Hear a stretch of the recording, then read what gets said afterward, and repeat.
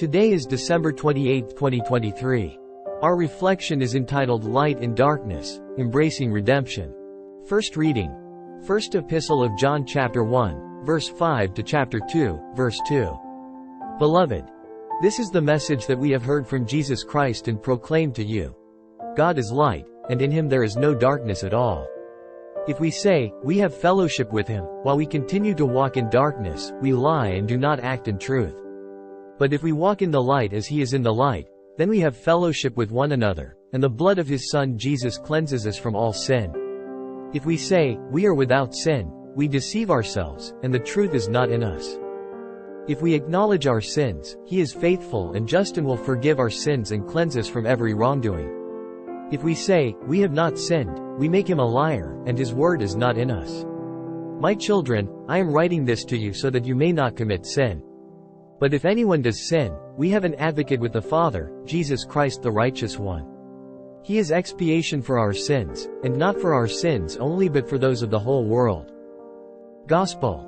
Matthew chapter 2, verses 13 to 18. When the Magi had departed, behold, the angel of the Lord appeared to Joseph in a dream and said, Rise, take the child and his mother, flee to Egypt, and stay there until I tell you. Herod is going to search for the child to destroy him.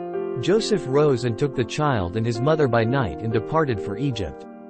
He stayed there until the death of Herod, that what the Lord had said through the prophet might be fulfilled, Out of Egypt I called my son. When Herod realized that he had been deceived by the Magi, he became furious. He ordered the massacre of all the boys in Bethlehem and its vicinity 2 years old and under, in accordance with the time he had ascertained from the Magi. Then was fulfilled what had been said through Jeremiah the prophet. A voice was heard in Ramah, sobbing in loud lamentation. Rachel weeping for her children, and she would not be consoled, since they were no more. In today's readings, we navigate through contrasting themes of light and darkness, sin and redemption, drawing us into the profound mysteries of God's mercy and love. The first letter of John begins by proclaiming that God is light, and in him, there is no darkness at all. This declaration sets the stage for a reflection on the transformative power of God's mercy, vividly presented in the Gospel of Matthew.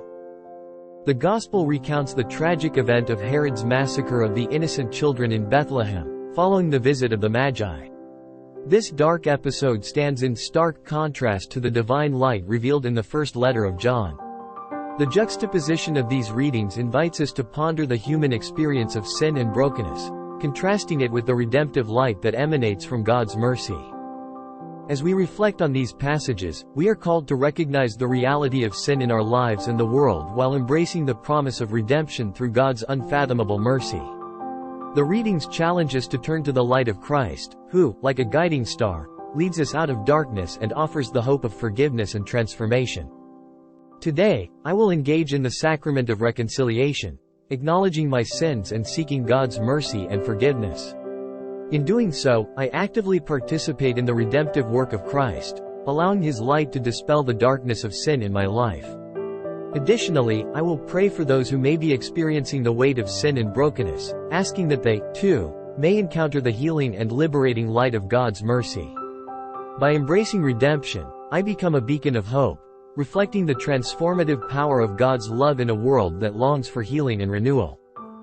If you found this video meaningful, I invite you to show your support by hitting the like, subscribe and share button, as this will help us reach more people with these reflections. Together, we can create a community that seeks wisdom and spiritual growth.